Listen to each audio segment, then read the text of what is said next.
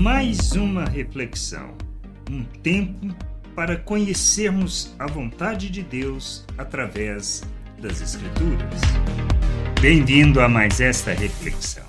Não é brincadeira o que estamos para viver, o que temos para viver e como devemos viver neste mundo. Nós precisamos conhecer a vontade de Deus para não desprezarmos o que recebemos, não tratarmos com falta de respeito quem nós somos diante de Deus, a sua obra em nosso favor e a responsabilidade que Ele nos deu.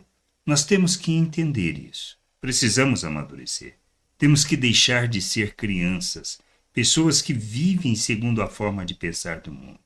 Estão calcando as suas vidas em ciúmes, em religiosidade, em hipocrisia, na mentira, e que não olham, não conhecem, não buscam a vontade de Deus. Nós somos de Deus seus filhos, sim, feitos à imagem de Cristo, indiscutível. Temos a mente de Cristo, sim, capacitados para viver plenamente a vontade de Deus. Com este entendimento, não podemos viver na brincadeira e nem de qualquer jeito. Não podemos viver uma vida depravada, uma vida sem conhecimento, sem entendimento, que não caminha na direção de Deus. Quando fazemos assim, não somos filhos de Deus, somos filhos do diabo. Não andamos na vontade de Deus.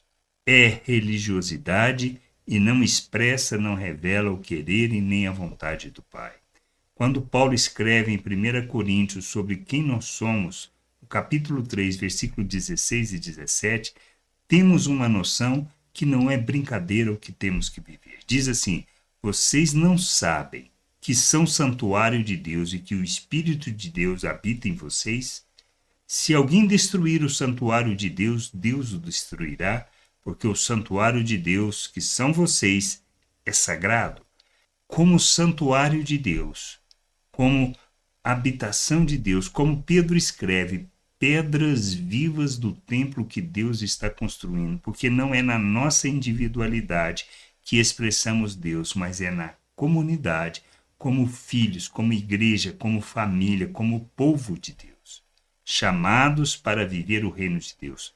Somos santuário de Deus, o lugar onde Deus habita. É o lugar onde o Espírito de Deus habita. Ele nos foi concedido por causa da graça de Deus, do amor e da obra que Ele realizou em nosso favor, fazendo de nós um novo ser, à imagem do Filho. Se entendermos isso e compreendermos, temos a noção que não dá para viver de qualquer maneira. Não dá para andar neste mundo segundo a maneira de pensar do mundo. Nós precisamos amadurecer, caminhar na direção da vontade do Pai, sermos instrumentos na vida uns dos outros, santificando o nosso proceder para crescermos, amadurecermos e revelarmos a plena estatura do Senhor neste mundo. Glorificar o seu nome. Santuário de Deus, lugar da habitação, da morada de Deus. Por isso, não dá para coexistir o pecado em nossas vidas. Devemos santificar o nosso proceder para revelar o nosso Deus, pois é sagrado o nosso corpo, a nossa vida. Não dá para viver na imoralidade, na falta de honra, na falta de compromisso com Deus. Precisamos crescer, amadurecer e caminhar na direção da vontade do Pai. Deixar nossas, vamos dizer assim, a nossa falta de entendimento, a nossa imaturidade de lado e caminhar na direção daquilo que Deus nos chama para viver. O reino de Deus na terra.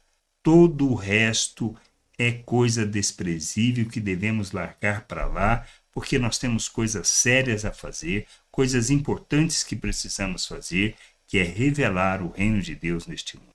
A gente precisa nos despir de tudo isso que nos impede de caminhar na direção de Deus, caminhar na vontade do Pai, para sermos instrumento de justiça, expressão dessa graça maravilhosa neste mundo, honrando e glorificando o Senhor.